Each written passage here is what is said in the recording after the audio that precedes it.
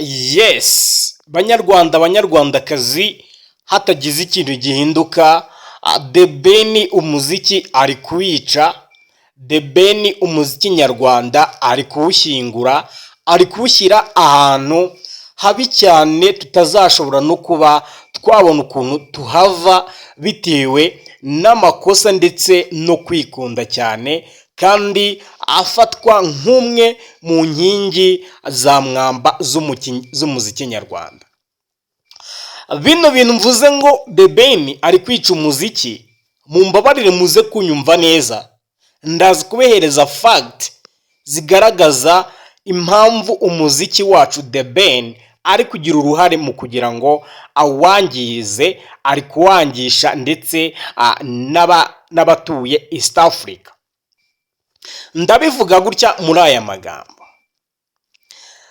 The Ben ni umuhanzi mwiza, ni umuhanzi w'umuhanga, ibyo byo ntabwo ndi buze kuza kubishidikanyaho. Ndakeka nta n'umuntu utazi ko The Ben ari umuhanga mu byo akora. Ariko ibintu nshaka kugarukaho, ibintu nshaka kwerekana nuko umuziki ari gukora umuziki uri ku rwego rw'aba Bulldog. Numvise ikiganiro Bulldog avuga ngo ntago bakeneye abanyamahanga kugira ngo umuziki wacu uzamuke.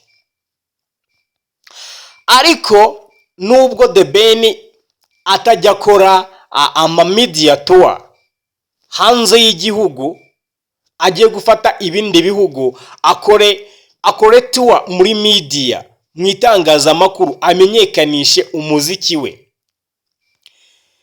Ni ibintu bigaragaza ko umuziki wacu uri gupfa. Niba dufite abartiste bashobora kuba bavuga ngo ntago twajya mu bindi bihugu ngo tujye gukora media tour, noneho tukaba tubona umuhanzi mukuru nka The Ben na media tour mu Rwanda kugira ngo ayikoreshe, cyangwa se abe yahamagarwa ku bitangazamakuru bigiye bitandukanye, abashe kuba yabyitabira, aze aganirize abafana be, ababwira ibyo abafitiye, yewe tunaseke. Ni ibintu byiza. Umuyobozi mwiza nuwegera abaturage, nyakubahwa P ajya bivuga cyane. Umuyobozi ahava akagera agomba kwegera abaturage, akababaza ibyo bakeneye. Ndaguhereza urugero ku byabaye kuri Bruce Melody. Umufana yibereye Nyabugogo bro, sibyo? Yasabye Bruce Melody kazaza Nyabugogo agakora indirimbo ashingiye ku buzima ari kubona abantu bari kunyuramo bacamo muri gare ya Nyabugogo. Ibyo bintu Bruce Melody yarabikoze. Gusa siwe nshaka kugaruka, ndashaka kwereka abanyarwanda ko hatagize ikintu gihinduka, The Ben umuziki wacu ugomba kuba wajya ahantu habi, bitewe nuko abantu benshi bari kuvuga ngo niwo muziki ushingiye kuri The Ben. Ndabisobanura mu buryo bwinshi kandi bunatandukanye cyane. The Ben yakoze album Plant Love. Usibye press conference akoresha, kandi cyeka nta niyabayeho, usibye gushyira kuri platform ze, nta kindi gikorwa na kimwe cya media tour nibura hano mu Rwanda. Hano mu Rwanda biragoye cyane ko twabona The Ben nibura yagiye kuri radio, yagiye kuganiriza abanyarwanda, yagiye kubabwira mbafitiye iki. Reka tureke kuvuga media tour mu mahanga, turebe mu Rwanda nayahe maradiyo ese aheruka kubikora ryari. Tujye tuvuga ibintu bifite fact, tujye tuvuga ibintu twerekana ndetse n'ingero, sibyo? Tujye tubona Diamond Platnumz, ugende kuri YouTube usacinge ama interview yagiye akora hanze ya Tanzania, niho uri buze kumenya agaciro ko kuba the best artist, sibyo? Uraza kuba wabimenya neza.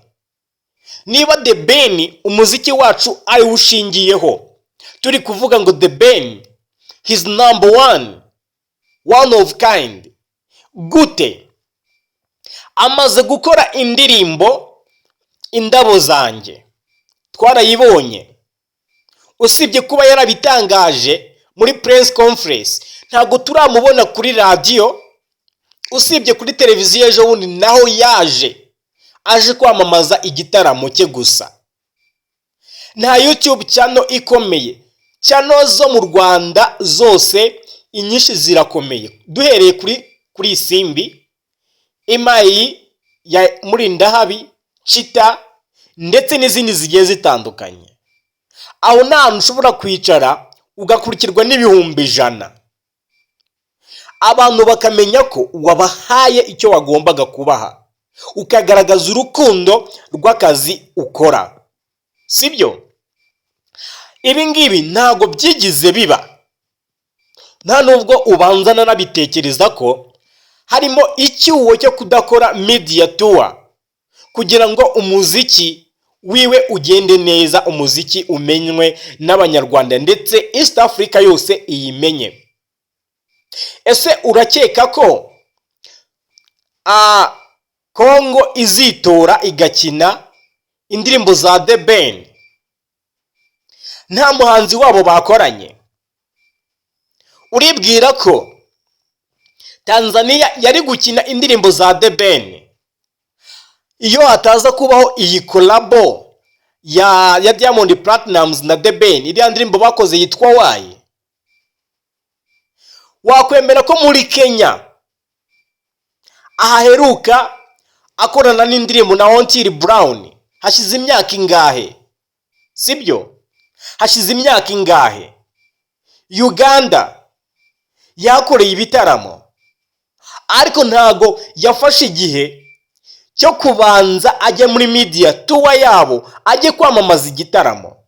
Ikigaragara cyo batinya gushora, bya bindi tuvuga kutagira management. Niba koko afite umugabo nka Muyoboke ashobora kuza akavuga ibintu The Ben agomba kuba yakora, ibyo ni byiza, ariko The Ben tumukeneye kuri tele. Ntago dukunda manager, ntago dukunda sponsor, dukunda umuhanzi, kuko manager ashobora kumanaginga n'abandi, ariko twebwe turi kureba umuziki wacu. The Ben ni gutari kuwica, ari kuwica mu buryo bwo kutegera abafana.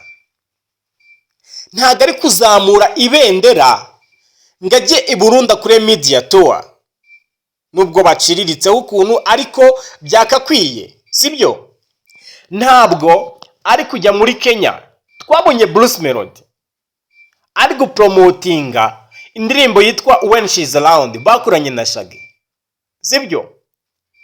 Nabonye urukundo abafana bamugaragarije ndetse anasiga umwuka mwiza mu itangazamakuru. Bino bintu abantu benshi badasobanukiwe umuziki ntabwo bashobora kuba babyumva, kuntu media ishobora kuba yatumbagiza umuntu bitewe n'amagambo ye, bitewe nuko yifata, ariko ari kugira ngo wegere abafana. Niyo abafana baje kukureburarira, gute tuzagira umwartiste ugira amarangamutima kuri stage kugira ngo afate abantu arire gusa areba ibyo bamukoreye? This is good. Nuko mudaherukana bro, gukumbuza abantu wowe abanyarwanda birumvikana, twe turakuzi, ariko ugomba gutumbagiza umuziki. Iki ni icyo Bruce Melody yakurushije. Melody yakurushije ko akunda itangazamakuru, ari umuntu wisanzura, ushoboye kuba wavugisha umuntu uwo ari we wese. Ariko wowe ngo kuko uri bogari, uri umugabo ufite n'amafaranga, ubanza ari byo babiri gushuka. ariko ndi kurebera hamwe umuziki wacu, umuziki nyarwanda uzatera imbere gute tubona umuhanzi w'umunebwe utakora media tour. Twe twarabibonye, murashoboye. Nkeneye Diamond Platnumz ko mwongera mukicarana nkuko byabaye mu gitaramo mwakoreye Buganda, nkuko byabaye na Bruce Melody bagakorana indirimbo. Nibyo bintu dushaka. Ntabwo rwose tuzaguma dusuzugurwa n'abandi bahanzi bo mu bindi bihugu kandi ibyo bari gukora biri kugaragara. The Ben reba uri kuza ugiye kurushwa abasubscribers kuri YouTube, n'abanzi bari kuzamuka. Element L ufite indirimbo zitageze no muri 5, sibyo? Duhite dufata ba Juno Kizigenza bagiye kukurusha. Duhite dufata Chris Easy, we ntiwamukurikira. Ibi ni ibintu babigaragaza media tour, sibyo? Twabonye Element yikoza muri Kenya akora media tour, sibyo? Bruce Melody yarabikoze, abafana arabigarurira. Dufashe ureke ubunebwe. Nimba waje mu muziki cyangwa se wagiye mu zindi business zawe, ugende ugumeyo, kuko ibi bintu biri kurambirana. Ni gute umukuru w'igihugu yitora akavuga ati numvise indirimbo baririmba mu rurimi rw'igiswahili tibado? Wowe wumva gute? Wiyumvisha gute? Yakoze